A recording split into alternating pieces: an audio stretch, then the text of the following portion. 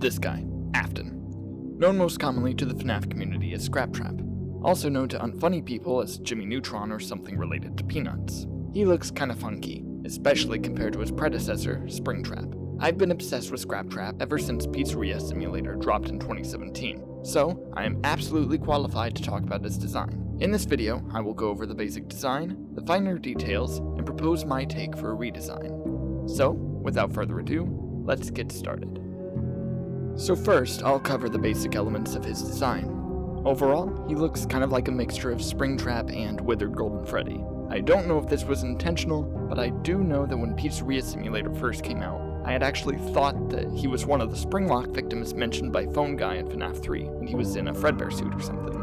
It would have been a neat bait and switch back then, if I didn't hate the design, but I'll get into that later.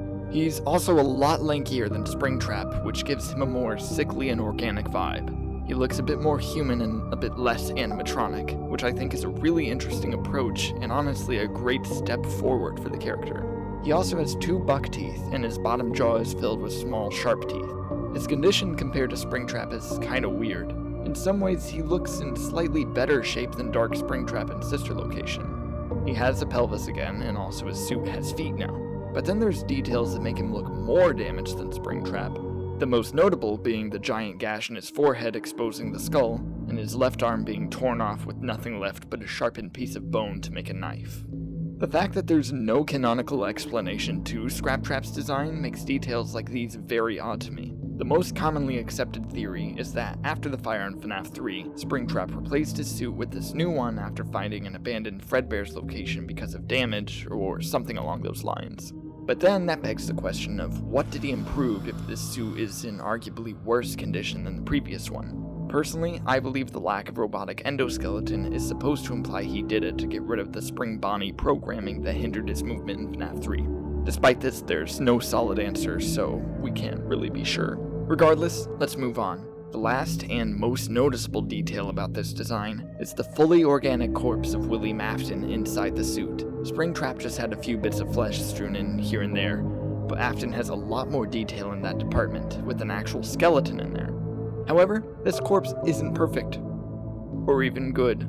Looking at the corpse more closely, you remember that Scott Cawthon still isn't good at modeling humans.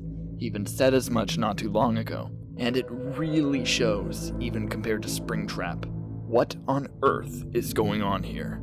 Ears, lips, nose, weird flesh globs? Is this supposed to be a skull? I used to think it was supposed to be one, but the details here are just so absurd to imagine Scott would think belonged on a human skull that I think it's meant to be something else. I think it's supposed to resemble a mummified head. If you care to look at one, I'm not going to show any here. Look it up and you'll see the resemblance. These red clumps of flesh dangling from its head always confused me, because I thought they were supposed to be remnants of muscle or skin since they matched the color of SpringThatTrap's head. What they are with the mummified head angle, I can't really figure out, but my best guess is that it's supposed to be discolored patches of skin. Not that they really, look like it though. Anyway, moving on. The rest of his skeleton isn't too hot either. More weird flesh globs, though SpringThatTrap had this same kind of issue, so I won't rag on Scraptrap for it. And bone lungs. Though this detail, from what I can remember, was based on a single brightened render, so I'm not sure if this detail is too accurate. If it is, oh no. If it's not, there not being lungs still doesn't really help his case. Any details in the rest of his body, thankfully, aren't as baffling as the head, though his hand has the same material as his head despite the fingers absolutely being made of bone. I wouldn't pay this any mind, but the legs and the bone knife are a different material that looks a lot more like bone, so perhaps the fingers are supposed to be covered in flesh the same way his head is. It's hard to tell, but that's my best. Oh wait, speaking of the hand, his palm is literally just a square.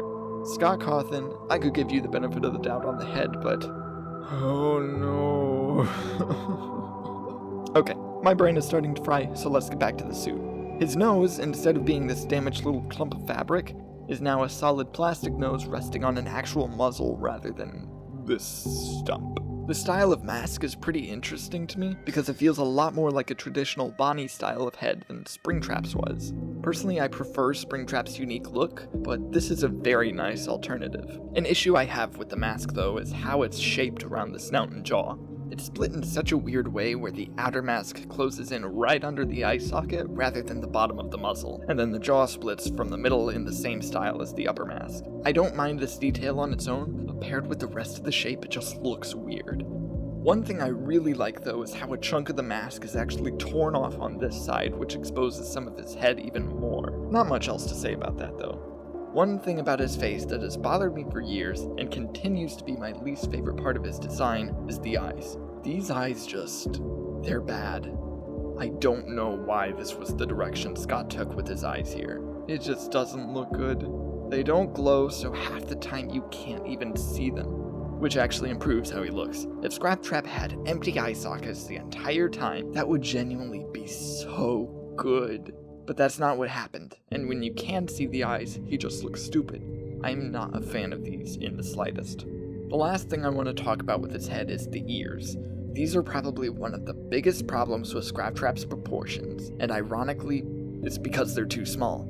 They're very far back on his head, which only worsens the problem. This makes the forehead look massive, which has netted him a ton of cheap jokes that I don't even really feel are deserved. If his ears were bigger and adjusted to be closer to the front of his head, I think the forehead wouldn't get nearly as much attention as it does. Moving down to the body, a detail I don't feel like I see much discussion about is the weird bumps on it. I think this is supposed to give the body a banged up and rough appearance, though the execution just makes it look like it was made in Minecraft.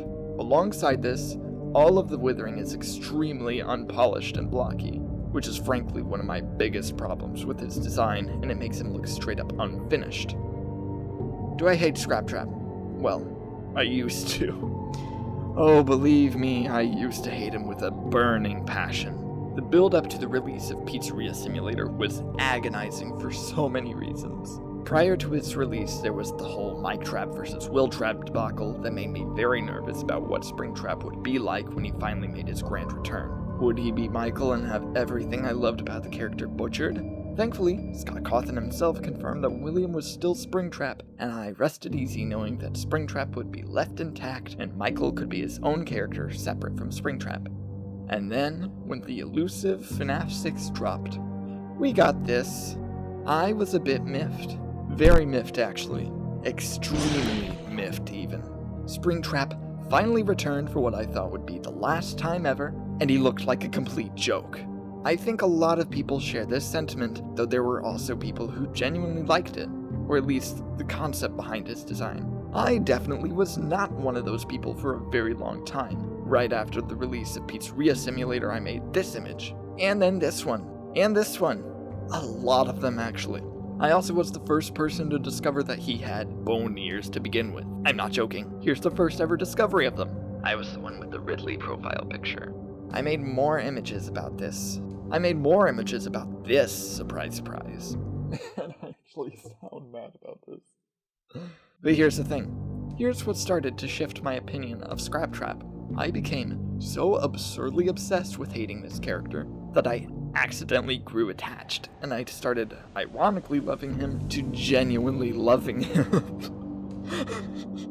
Scraptrap is legitimately one of my favorite FNAF characters, right behind SpringThatTrap. Some days he even takes the #1 spot in my head. That's probably the stupidest possible way I could have started liking him, but that's what happened. What I used to hate about his design became some of my favorite things about him. And actually good qualities I used to overlook became the very reasons I genuinely think this design could have been better than SpringThatTrap's, but it's not. I'm not going to pretend that this looks better than this. He has too many problems for me to say that, but I want to tweak this. I've seen a lot of Scraptrap redesigns. Some take a wildly different stylistic approach, some do more simple changes, and some are literally just applying a few of his design elements to Dark SpringTrap. Personally, I think redesigning him to just be Dark SpringTrap with extra details is the wrong approach to take with him. Scraptrap isn't supposed to be a damaged SpringTrap, and I think that redesigning him should aim to improve what already exists, not just erase him and reuse the old design. What I want to do is redesign Scraptrap in only the most necessary ways, something very close to what he already looks like, but doing changes in the areas I think need the most work. Here it is. First off, I made the ears bigger. I think this alone would have done wonders for him with no other changes. and so obviously I wanted to make sure this was in my version. I also changed the mask to connect to the bottom of the muzzle for a more natural look. Alongside this was making the muzzle and front part of his jaw slightly wider. A change I made that I think exponentially improves his face is changing the eyes. As I said earlier, I really don't like the metal eyes he has in the original design, and paired with the drooping eyelid, he just looks dazed and non-threatening. What I wanted to do was take the drooping eyelid and make it that way because he's actually missing an eye, and the remaining one is glowing with the same texture as SpringTrat's eyes in FNAF 3. It connects him back to SpringTrap a little better while having his own personal flair. The last change to his head I want to talk about is the skull. I didn't go for a super anatomically accurate approach with it. I wanted something that just looked better and more accurate to a mummified skull while still feeling like something that would feel natural in a FNAF game. And yes, I kept the bone ears, though they're not bone now. Moving down to the body, you can immediately see that I went with a way more natural look for the withering. No Minecraft caves here, and for the blocky patches that stick out of his body, I changed them to be parts of the fabric that have been banged up and folded to give the roughness I think Scott was trying to go for with the original model. I also made the hole in his chest bigger and shaped like a heart. This was actually based on a cartoony design my friend Wynot made of Scraptrap, where he had a heart-shaped hole to show that he's, heartless. I obviously tweaked it to look a bit more subtle, while still looking like a heart if you're paying attention. The skeleton I wanted to make a bit more anatomically correct. I didn't go too hard on it, both because I still want this to look like something you'd reasonably see in FNAF, and also because you can't really see much of it, so why bother drawing it in that much detail? Alongside the improved skeleton, it also helped the bone spike because now it has both bones in the forearm instead of just one. And it's also much longer than the original, which makes it look a lot more threatening. I also got rid of one of his fingertips to maintain consistency with SpringTrap. I also want to point out his feet. I kept one of the suit's feet, but left another out so that you could see part of the original SpringTrap endoskeleton that remains attached to him. I did this to signify that he for sure switched suits and pulled himself almost entirely out of the SpringTrap endoskeleton, but couldn't completely remove it. Same goes for the bar going through his face, just little details to show he wasn't always in this suit. Finally, the color scheme. I really like how Scraptrap's colors are kind of inverted from SpringTrap, with a darker color for the base suit and then a lighter one for the stomach, ears, and snout. I kept this approach but desaturated it so it's not so vibrant. Overall, I'm very happy with my Scraptrap redesign. I think it changes just enough to significantly improve him, but doesn't radically change the fundamental aspects of his design. Now that I've delved into Scraptrap so much, I want to say something. Scott Cawthon, Steel Wool, Illumix, anyone, please. Give Scraptrap another chance in the spotlight. I need it oh so badly. A shirt, a Funko Pop, another appearance in one of the games. Literally even just a high quality full body render of him. Please, oh please, I beg.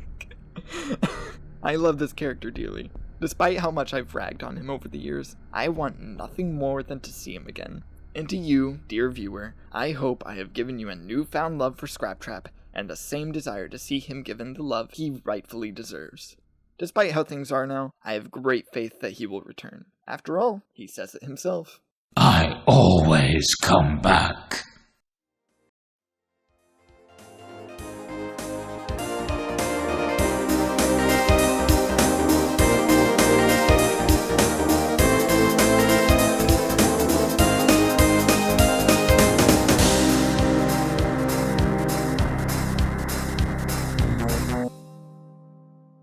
Scraptrap looks like a dog that ate a bee.